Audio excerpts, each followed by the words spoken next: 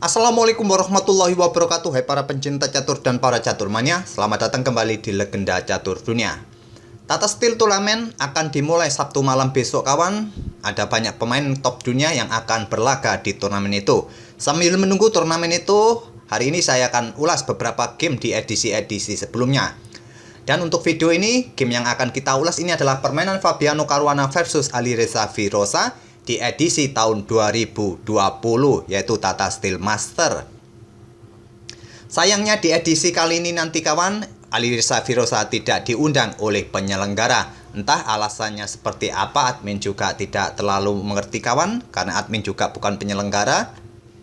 Dan pada edisi 2020 kawan, Fabiano Caruana lah yang menjadi juaranya. Menempati posisi pertama dengan tanpa kekalahan satupun kawan, 7 kali kemenangan, 6 kali remis. Di bawah ada Magnus Carlsen memetik 3 kali kemenangan dan 10 kali remis. Sedangkan Alireza Firoza berada di posisi ke-9. Mungkin di tahun-tahun sebelumnya Alireza belum begitu matang permainan kawan. Oke, kita kembali ke permainannya Fabiano Caruana versus Alireza Firoza ini kawan. Dan mereka bertemu di babak ke-10. Fabiano Caruana pegang putih bermain dengan pion D4. Dibalas Alireza kuda F6, pion C4, dan pion G6. Berencana ingin bermain dengan King's Indian Defense atau Granville Defense. Kalau memainkan pion D5 nanti bermain dengan Granville Defense.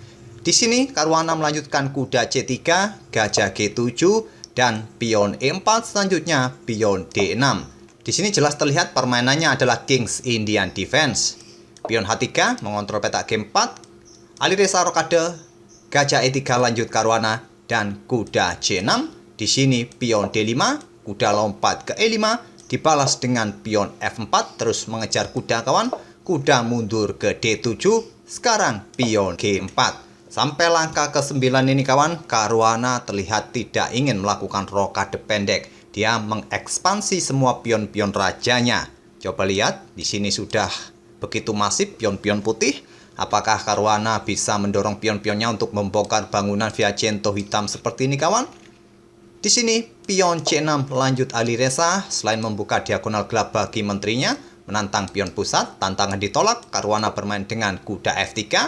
Pion C pukul pion D5, dipukul balik oleh pion C. Di sini pion B6 lanjut Alireza, membuka akses bagi pengembangan gajah ke B7 atau ke peta A6 nanti untuk beradu dengan gajah terang putih. Mungkin terlebih dahulu memainkan pion A5-nya.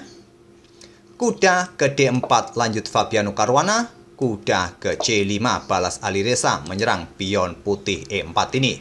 Di sini di backup oleh menteri di F3. Selanjutnya gajah B7. Di sini pion G5 mengancam kuda.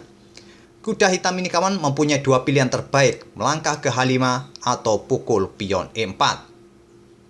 Alireza memilih pukul pion E4 dan dipukul balik oleh kuda putih. Selanjutnya gajah pukul pion D5, memberikan pin-pinan bagi kuda. Mungkin di langkah berikutnya kuda ini akan tewas, tapi tidak dibiarkan tewas semudah itu kawan. Dia mengorbankan kudanya ke F6 skak.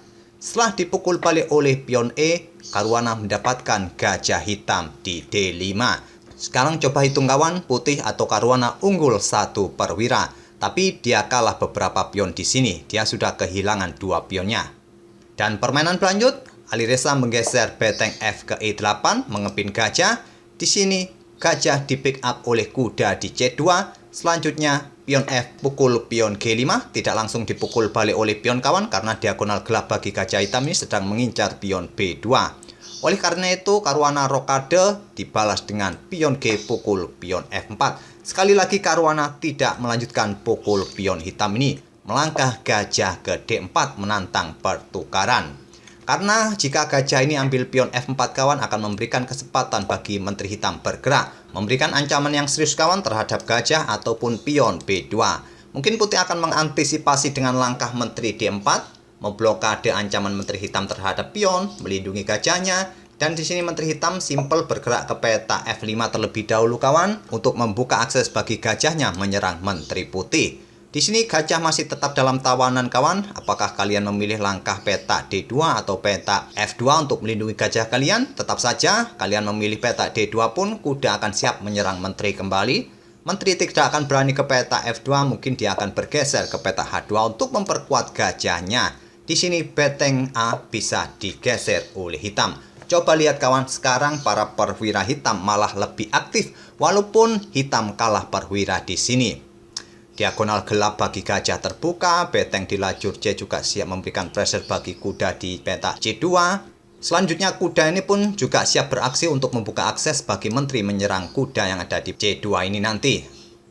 Sangat luas nanti pergerakan hitam kawan. Jika pada posisi seperti ini tadi, putih melanjutkan ambil pion ini, tapi Caruana bermain dengan gajah D4 menantang pertukaran.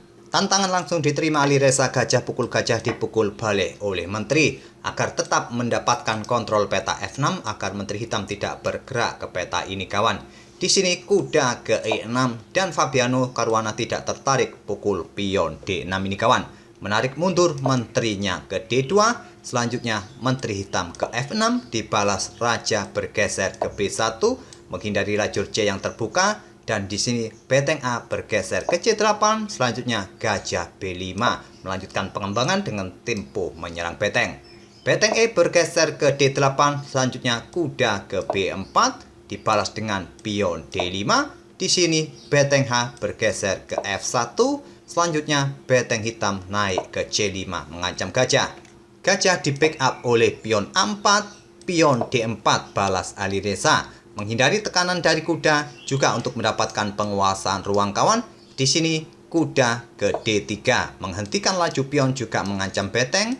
Beteng bergeser ke F5, pion dihentikan oleh beteng di F3. Pion ini sudah tidak mempunyai kesempatan maju lagi. Di sini pion G5 lanjut Alireza, beteng G1 mengepin pion. Persiapan mendorong pion H di langkah berikutnya kawan. Jika pion ini nanti dipaksa maju masih bisa disikat oleh beteng putih. Di sini Alireza membuat langkah blunder kawan dengan langkah raja F8. Langkah terbaik adalah bermain dengan pion H5 kawan. Jika pion putih ini dipaksa maju, maka pion-pion kalian nanti bisa maju ke depan dan berpotensi untuk promosi nantinya. Tapi Alireza bermain dengan langkah raja ke F8, dibalas atau dimanfaatkan dengan pion H4. Pion H6 oleh Alireza, pion dipukul balik, selanjutnya beteng H3. Persiapan menuju peta H8 dengan dukungan beteng atau menteri nanti bisa jadi opsi bagi putih. Di sini pion F3 lanjut Alireza dan gajah C4. Raja ke E7 menghindari ancaman skak di baris belakang dan untuk membuka akses bagi beteng untuk bergerak ke sini mungkin. Di sini Caruana memutuskan bertukar gajah pukul kuda dipukul balik oleh raja. Menteri putih ke H2. Dan coba perhatikan sejenak posisi menteri putih ini kawan. Posisinya sangat ideal, sangat kuat di peta H2 ini. Selain memberikan dukungan bagi betengnya untuk mengincar serangan pada menteri serta raja, juga membackup betengnya untuk mengawasi peta H8, juga sedang mengincar peta C7 kawan. Nanti juga bisa diikuti betengnya bergerak ke lajur E untuk memberikan ancaman skak berikutnya.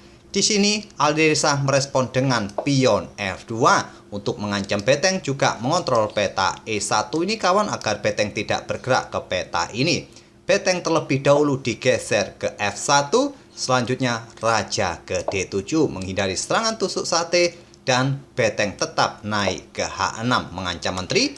Menteri ke E7, barulah sekarang beteng pukul pion F2.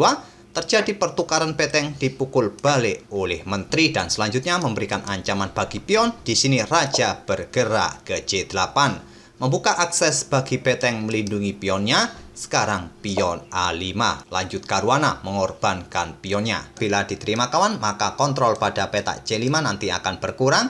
Selanjutnya menteri bisa melakukan skak, kuda nanti bisa lompat ke peta ini. Langsung diterima oleh Alireza. Selanjutnya menteri C2 skak.